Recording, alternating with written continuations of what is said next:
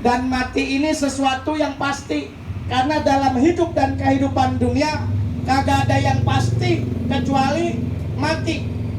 Orang sekolah tinggi belum tentu berhasil. Banyak yang ketika dia kerja nggak sesuai dengan jurusan pendidikannya. Gojek, ada yang S1, S2. Nggak ada yang pasti. Orang berumah tangga belum tentu punya anak. Yang kerja keras berangkat pagi pulang sore, berangkat sore pulang malam, berangkat malam pulang pagi, peras keringat, banting tulang, habis tulangnya dibanting-banting, belum tentu kaya. Tapi yang namanya mati pasti, semua pasti mati. Karena sehebat apapun kita, ujung-ujungnya adalah mati. Yang kaya mati, yang susah banget mati, yang putih mati, yang hitam banget mati. Emang ada yang hitam banget sini ya? Yang tinggi mati, yang mungil mati. Udah dengerin aja dah. Soalnya bini saya manggilnya bukannya pendek, bukan, tapi mungil. Wahai suamiku yang mungil dan imut-imut begitu. Tukang mancing mati, tukang burung mati. Ustaz, biasa aja dong. Tukang mancing mati, tukang burung mati, Ustaz mati. Kayaknya ngancam banget. Ya Allah, nggak ada yang pasti dalam hidup dan kehidupan dunia kecuali kematian. Maka hidup adalah perjalanan. Semakin jauh kita melangkah, maka semakin dekat kita menuju tujuan. Yang usianya 40 tahun, udah 40 tahun tuh dia jalan menghadap Allah. Yang usianya 50 tahun, udah 50 tahun dia jalan menghadap Allah. Orang kalau jalannya udah lama, kira-kira nyampenya dikit lagi apa masih lama? Dikit lagi kalau jalannya udah lama. Ibarat mau ke Cirebon, udah sampai Kerawang kan dikit lagi itu. Timbang ngelewatin Subang doang. Yang usia 50 tahun, ya Allah, udah 50 tahun tuh menuju perjalanan menghadap Allah. Yang udah 60 tahun, udah 60 tahun jalan menghadap Allah. Tinggal nunggu 3 tahun lagi. Yang 62 tahun 29 hari. Nah besok, so tahu loh. Kematian ini adalah hak Allah. Maka karena hidup adalah perjalanan, dan setiap perjalanan pasti ada tujuan, dan tujuan yang paling pasti di antara sekian perjalanan adalah kematian. Nih kita semua bakalan mati.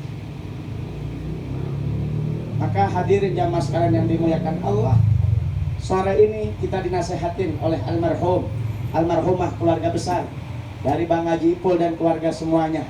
Ingat, kita bakalan mati. Kalau sekarang kita nafsu makan, enak banget kita makan, belum tentu besok nyampe Ramadan kita masih hidup.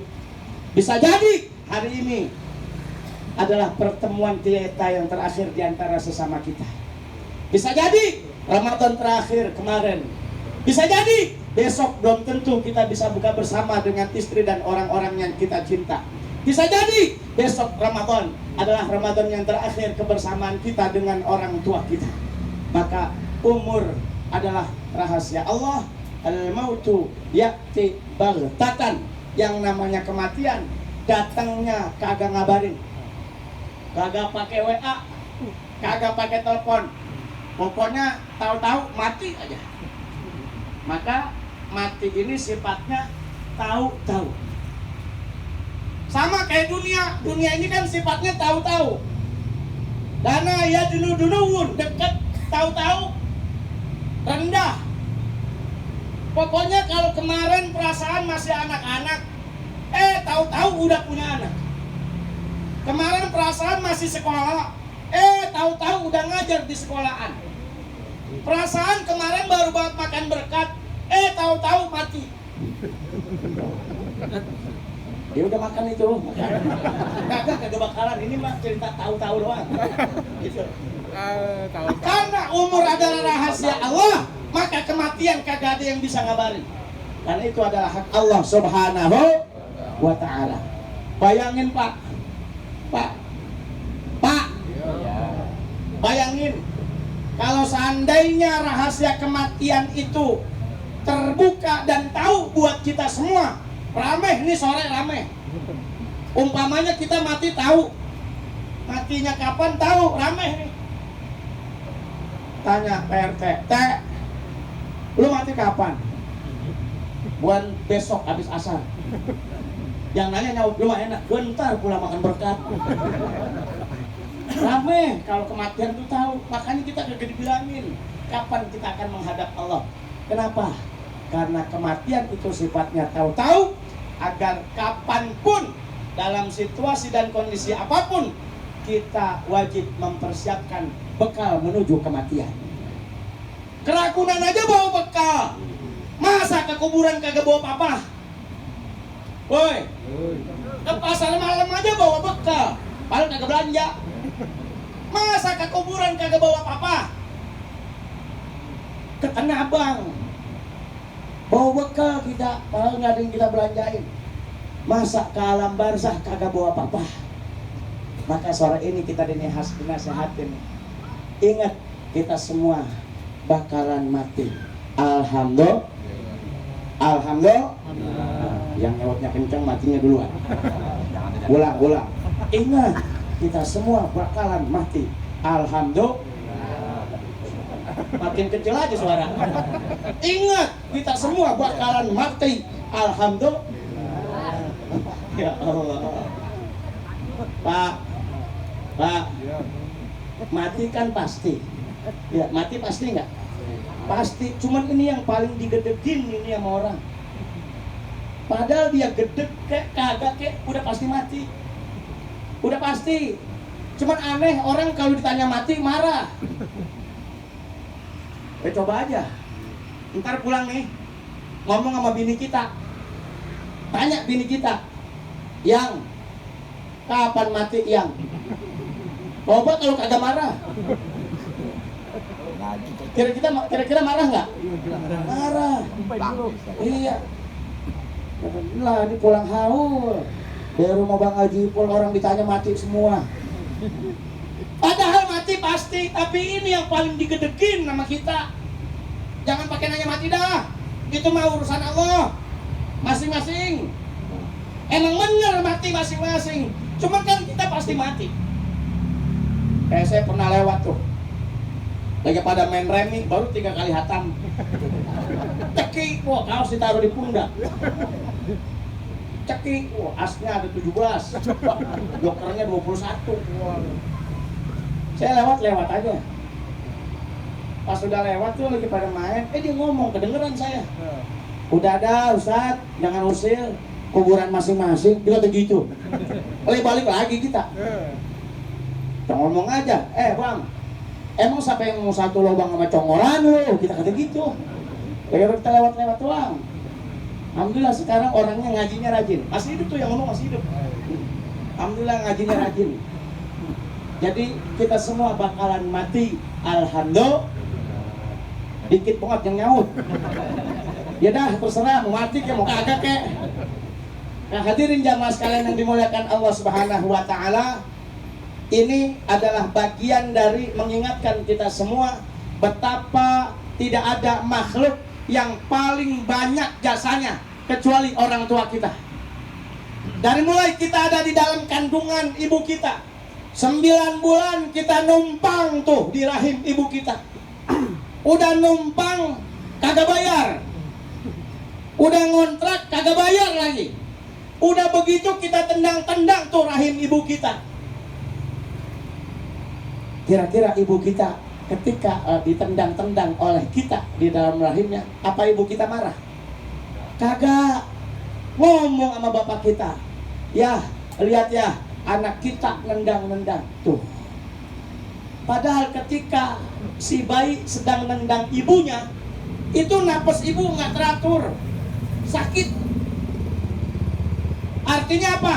Pertama tempat yang kita tumpangin adalah rahim ibu kita. keluar kita dilahirin tuh, lahir dah. Ketika kita dilahirin tuh, ibu kita menahan rasa sakit sambil megang ranjang rumah sakit. Ada yang megang pundak suaminya, nahan sakit. Ya Allah bang, sakit bang, ampun, ampun. Besok dia bunting aja lagi. Ada yang modelnya begitu. Bini siapa itu ya? Ya Allah, sakit melahirin kita, berjuang antara hidup dan mati. Ketika ditanya, Bu, bagaimana rasanya melahirkan? Kata si ibu, sakit nak, sakit. Ada nggak yang lebih sakit dari melahirkan? Apa kata si ibu? Ada nak. Ada sesuatu yang lebih sakit dari melahirkan. Apa itu Bu? Dibentak anak lebih sakit dari ngelahirin. Pikirin nih, dibentak anak lebih sakit daripada ngelahirin anak.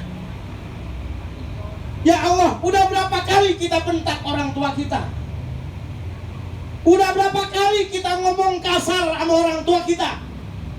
Udah berapa kali kita potong pembicaraan orang tua kita? Jangan ngimpi punya anak hormat sama orang tua kalau kita lupa dengan jasa-jasa orang tua. Nih, hari ini kita diingetin bahwa manusia yang sangat berharga yang kita ngontrak di rahimnya adalah orang tua kita. Udah ngontrak, nendang-nendang kagak bayar lagi. Nggak bisa tidur ibu kita, makan juga nggak bisa sempurna. Sama kayak kita Pak. Pak, boy, kita punya kontrakan nih, yang ngontrak kagak bayar. Udah begitu kontrakan kagak diurusin, bisa tidur nggak kita? Kagak bisa tidur. Nafsu makan nggak kita? Kagak, orang dia ngontrak doang kagak bayar. Tapi ibu kita kagak begitu, didoain tuh kita dalam rahimnya. Apa kata ibu kita? Nah, sekalipun engkau sering membentakku dan itu lebih sakit rasanya dari melahirkan, tapi aku tidak rela sesuatu keburukan menimpa dirimu. Sehingga ketika kita sakit, manusia pertama yang merasakan sakitnya adalah orang tua kita. Betul apa betul? Ya Allah. Ini haul orang tua laki apa orang tua perempuan? Dua-duanya. Dua-duanya Bang Jepul. Berarti yang pisah ini. Ini baru bahas yang perempuan, ini yang laki belum. Ya Allah. Siap sampai Isya, siap? Iya. Saya pulang duluan. Tuh begitu tuh orang tua kita. Ternyata dibentak anak lebih sakit dari melahirkan. Tanya sama kita diri sendiri kita dah. Tanya sama diri sendiri, udah berapa kali kita bentak orang tua kita? Udah berapa kali kita potong omongannya? Udah berapa kali kita ngomong kasar sama orang tua kita? Cuman kita yang tahu. Maka lewat wasilah haul ini, semoga Allah ampuni dosa kedua orang tua kita dan dosa kita kepada kedua orang tua kita. Amin apa? Ya Rabbal Alamin. Syekh Abdul Aziz Ad-Dabbagh itu seorang waliullah. Seorang waliullah yang siangnya puasa, malamnya ibadah. Ya. Syekh Abdul Aziz Ad-Dabbagh bisa komunikasi dengan malaikat lantaran kemuliaan ibadahnya di hadapan Allah. Satu ketika malaikat datang ke Syekh Abdul Aziz. Assalamualaikum Jis. Ya kira-kira begitu dah. Kumsalam. Padahal kan nggak boleh kumsalam. Kalau kata guru kita, ya Haji Pasani, assalamualaikum. Jawabannya waalaikumsalam. Oh, kita mah kagak. Malaikum. Ya, Malaikum, kumsalam. Ini salam aja Pak, ada cirinya. Kalau yang salamnya lembut, itu biasanya minta sumbangan. Assalamualaikum tuh. Tapi kalau yang salamnya standar, biasanya kalau nggak ngajak kondangan, ngajak nonton bola. Biasanya. Assalamualaikum. Golok setan nih sore tuh. Kan ada bola tuh. Nah, Jadi datang nih malaikat bersalam, kata Syekh Abdul Aziz, ada apa wahai malaikat Allah?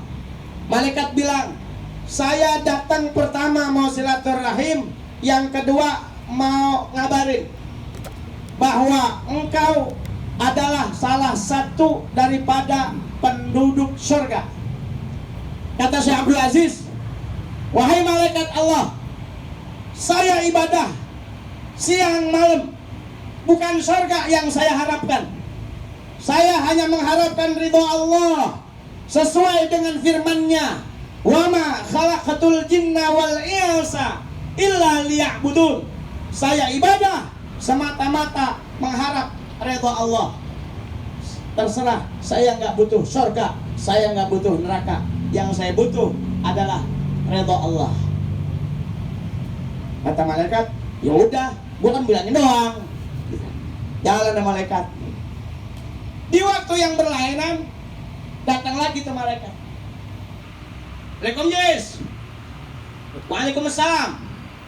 Ada apa lagi? Kalau kemarin aku lihat di Lauhil Mahfuz, engkau termasuk penghuni surga.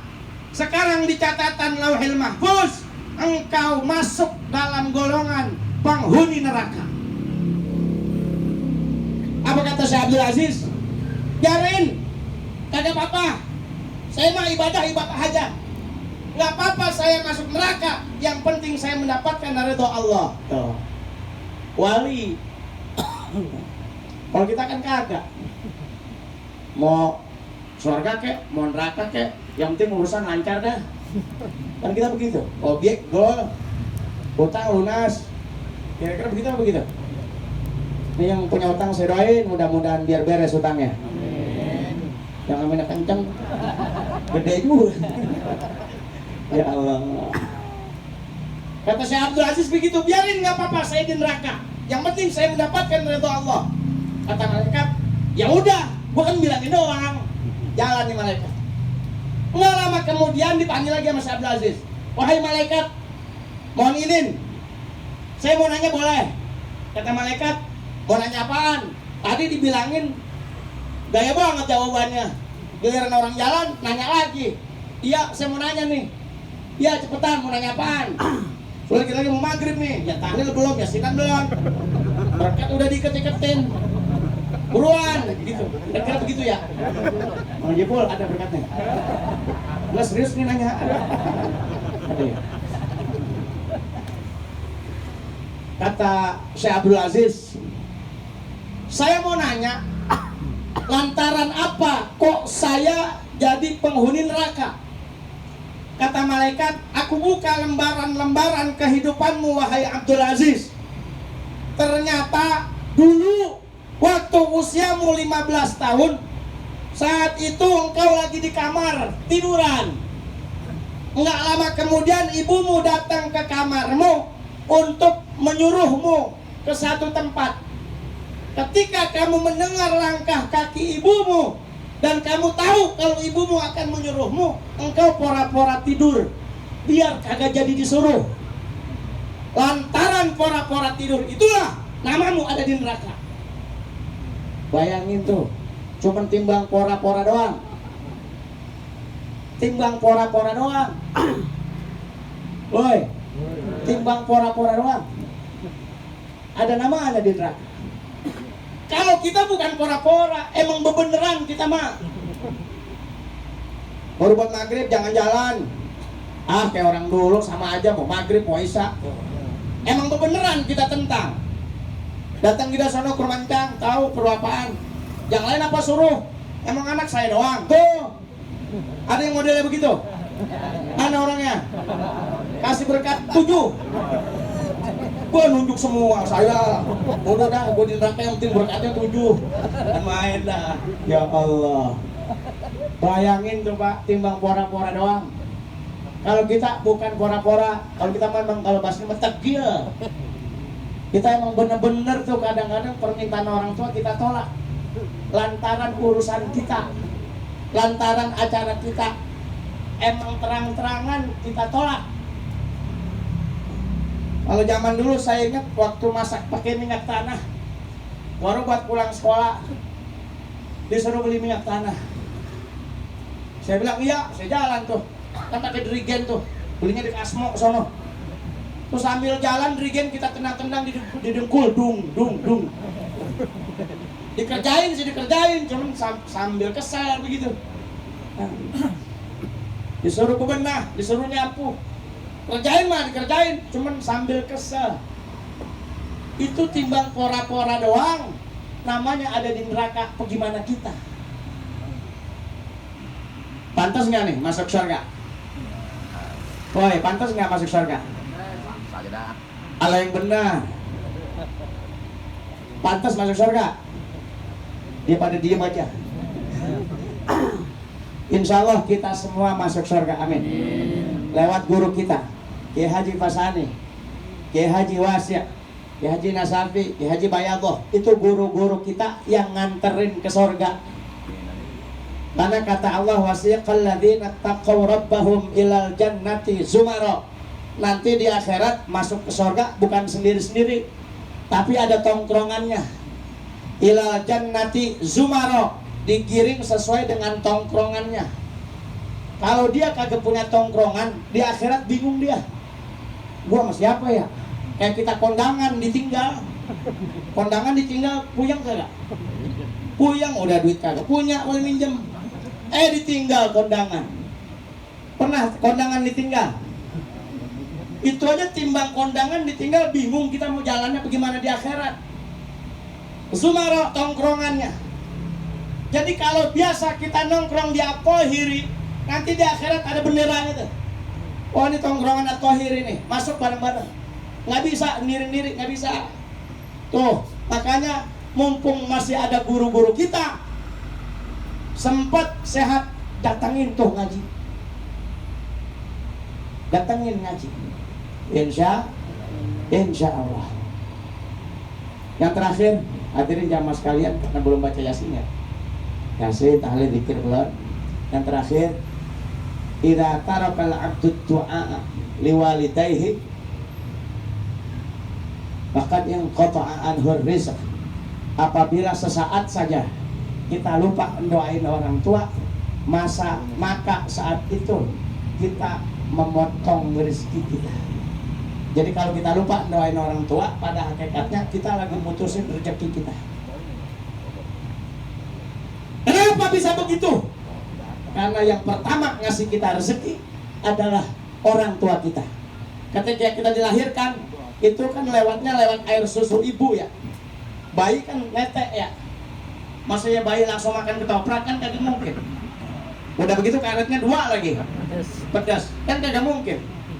Nah bayi yang pertama masuk ke mulut kita adalah air susu ibu kita. Air susu, paham? Air tete. Tete, paham tete? Giliran tete baru ngangkat, oh iya tete begitu. Sewa mada. Yang pertama masuk ke mulut kita adalah air susu ibu kita.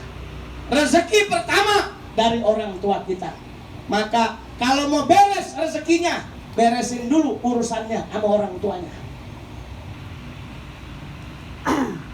Yang pertama bikin kekuatan kita adalah seorang ayah. Karena selemah-lemahnya ayah, kalau ayah masih ada, sumber kekuatan buat kita, sumber pelindung kita adalah ayah. Sebangur-bangurnya anak, sebengal-bengalnya anak, kalau ditampol sama orang, babanya nerima nggak? Terima nggak? Kagak bakal nerima. Anak gua main tampol-tampol aja, tuh bapaknya ngomong. Gua aja kagak pernah mukul. Keterusan. Guru digituin juga guru. Padahal guru mukul murid kan didik. Guru digituin sama orang tuanya. Gimana sih Pak Guru main pukul anak saya? Saya aja nggak pernah mukul anak saya. Nah ini yang begini yang salah nih. Ini lebay. Pelindung kita adalah ayah kita. Sumber kekuatan kita adalah ayah kita. Maka kalau mau kuat hidupnya, beresin dulu urusan sama orang tuanya. Mau beres rumah tangganya, beresin dulu urusan sama orang tuanya. Mau beres anak-anaknya, beresin dulu urusan sama orang tuanya. mau beres rumah tangganya, beresin dulu urusan sama orang tuanya. Jangan ngimpi bakal beres semua kalau orang tua kita kagak beresin tuh. Apa? Kirimin doanya, sedekah pahala untuknya, bacain Quran hadiah pahala untuknya, insya Allah. Maka kita semua bakalan mati. Ayo dah, ini guru kita walaupun udah banyak tawakuf, Ramadan biasanya ada pengajian, tetap ada pengajian tuh pada asar atau pada subuh gitu, pada subuh ya Qahir. Nanti insya Allah dirubah biar jamaah banyak, pengajiannya menjelang maghrib. Jadi abis buka kitab langsung buka puasa. Maghrib jam 6, ngaji jam 5 lewat 55 menit. Mocong orang kita makan doang. Biar ngaji aja susah. Ngaji jam 5 lewat 55. Maghrib jam 6 datang tuh, baru buat duduk udah azan. Kata guru, selamat berbuka puasa. Waduh. Jadi ngaji jangan terus. Ayo kita ngaji, mumpung belum di ngajiin. Ayo kita sholat, mumpung belum disolatin. Ayo kita baca yasin, mumpung belum dibacain yasin. Ayo kita ke masjid, mumpung belum digotong ke masjid. Ayo. Assalamualaikum warahmatullahi wabarakatuh.